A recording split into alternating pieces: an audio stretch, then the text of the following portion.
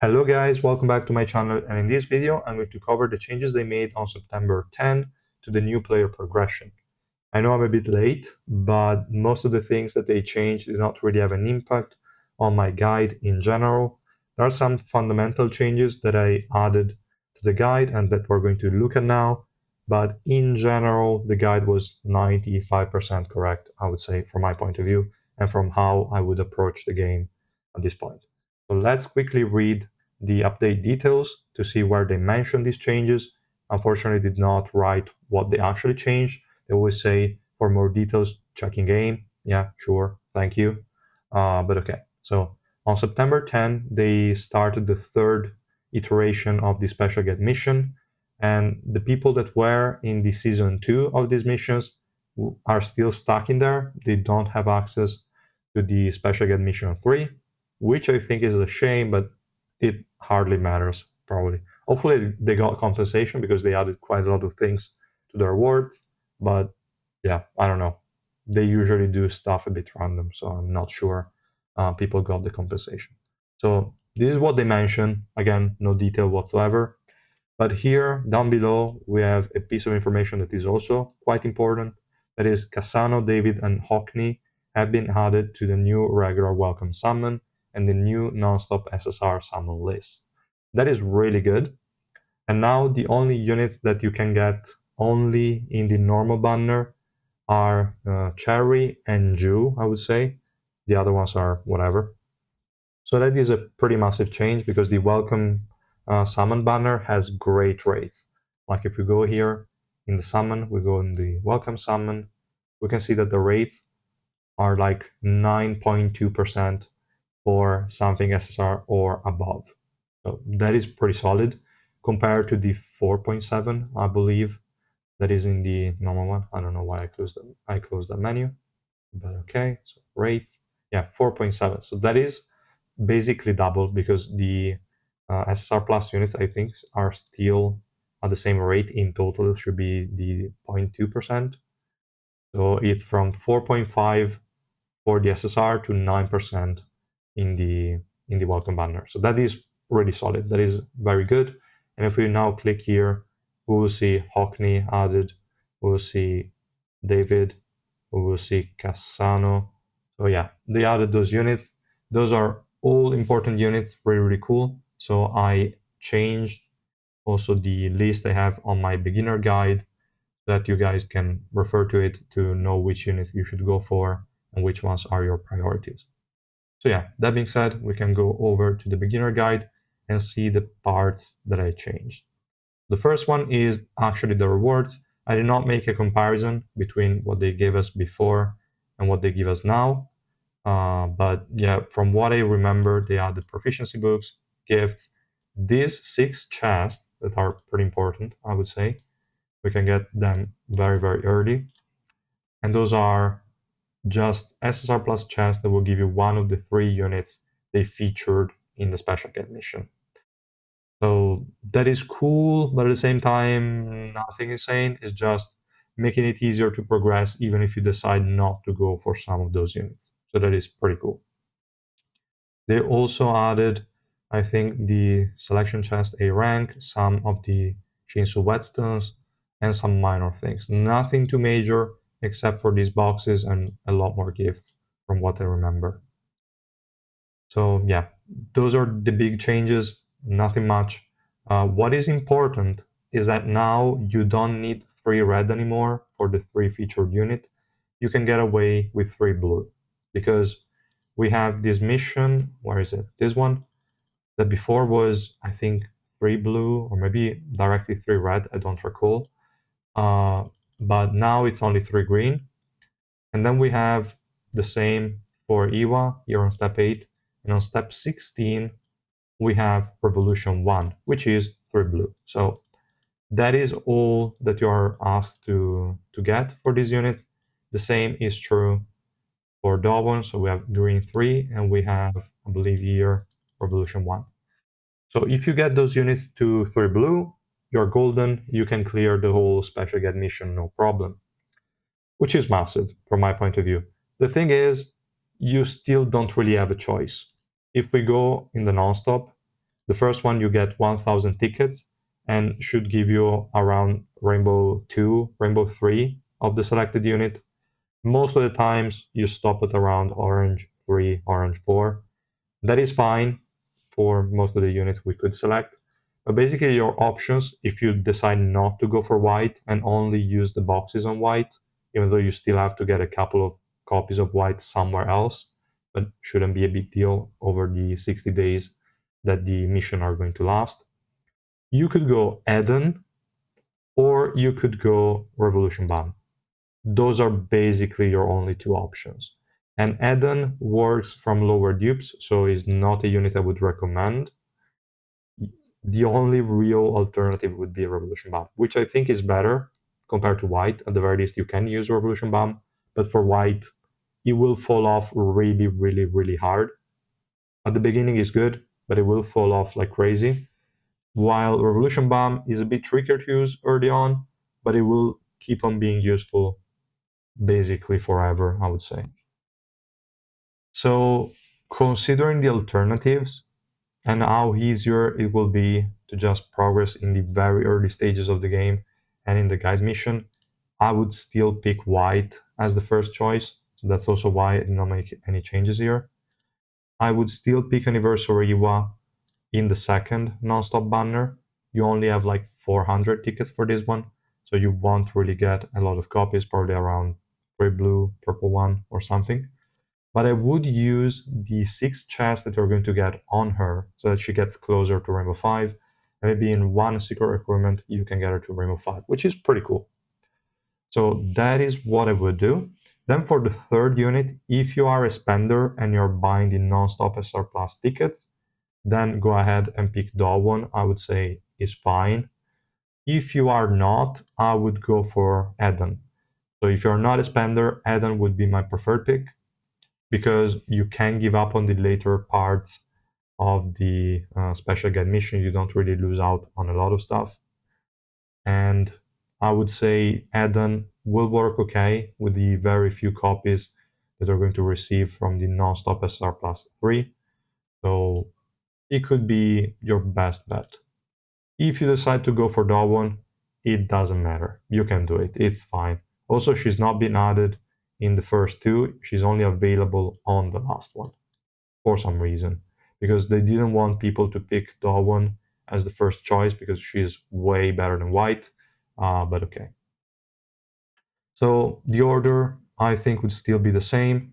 For the last pick, Eden or Dawon is kind of up to you. If you're a spender, 100% Dawon. If you're free to play, up to you, really. It doesn't change much. Then the other thing is just the welcome summon and the welcome non-stop SR summon, where I added in the list also Hockney, David, and Cassano. So there are way more units now that you should try to max out. I would say Anna can be left for last, Varagar as well. Maybe I would try to prioritize everyone up to David minimum, and if you can, also Nare. These are maybe a bit more niche, and Anna doesn't really need Rainbow 5. She can work at 0 dupes, so that's totally fine. Then we have the SSR Plus PT. That did not change as far as I'm aware. They did not add any SSR Plus unit in the roster. So these are your choices. They're not ordered by priority, but I would first get a copy of the units that have the orange border, because they are units that will work well at 0 dupes for the utility part. And then you can just pick, I would say, Anniversary Iwa. She should always be there, just in case you get additional copies, so that it's easier to get to Rainbow 5. Albelda, Eden, and also Garam would be a pretty solid pick to keep in the selection. And then I also added Ju here in the normal summon banner, but yeah, again, not many changes. I think I made a mistake here with the image for Rachel, but yeah, I added Rachel to the 0 dupes list that you see here in the normal summon PT, because here you have access to basically every single unit. I did not add Arya in the list of units that are good at 0 dupes, because she's not good at 0 dupes. And also Kun Agero, the new one, SSR Plus Kun, is not good at 0 dupes, so it will not be in here. But yeah, I would just double check the image, but this one is Rachel. And the rest really did not change. Now, a couple of points of attention, because in this current update, we have Gustang as the rerun banner. So you could max Gustang out here, and if you can pull that off, which should be super easy from my point of view, then in the Advent banner that you're going to get on day 8 of the account, you can pick Tromray. I would not max out Tromray, even if you do pick him. So what I would do is you have 2 weeks time for this update to pull, well, a bit more than 2 weeks, but yeah, you have time to pull on Gustang. Try to max him out. If you max him out, good. On day, I don't know, 16 or something of your account, so don't make the choice on day 8 when you unlock the Welcome Advent Summon banner. Wait a bit, it's gonna last 3 weeks, so you have all the time of the world. First, try to max out Gustang. If you can pull it off, great, select Tromray in the other one. If you did not manage to max out Gustang, then select him in the Welcome Advent Summon as well, because Tromray is gonna get a rerun anyway very soon. So it's better to finish off Gustang first. That's your top priority. If you manage to max him out in these 2 weeks and you go for Tromray in the Welcome Advent Summon banner, then I would just get to green 1 most likely and stop there. Don't max out Tromray.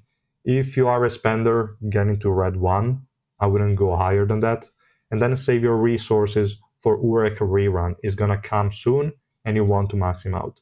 If you manage to max him out on a new account, you can push so much that you should have enough resources to also max out the new EX unit in January. So with this kind of approach, you're going to have green 1 Tromray, Rainbow 5 Gustang, Rainbow 5 Urek, and Rainbow 5 of the new EX unit. So I would say it's pretty solid, and you will have no problem progressing into the game, like for a very long time. So that's what I would do with your black market tickets and most of your Suspendium as well, I would say. Try to use black market tickets first, because Suspendium can be used in more ways, like collabs that are Suspendium only, or some events that you might want to try and spend your Suspendium on. So yeah, prioritize using the black market tickets, and then if you really cannot pull it off with just black market tickets, use Suspendium as well. That's what I would do. Then we have the data tower as well, because now there is a very, very good DPS unit that is in the data tower. That is Kun Eden. Now, I don't recommend pulling on the SSR Plus unit of the release, which is Kunagera, and for some reason I don't have the banner. I guess it's because you only unlock that later down the line. But yeah, the special summon for SSR Plus Kun, I wouldn't summon on him on a new account. No way. I just don't think it's good.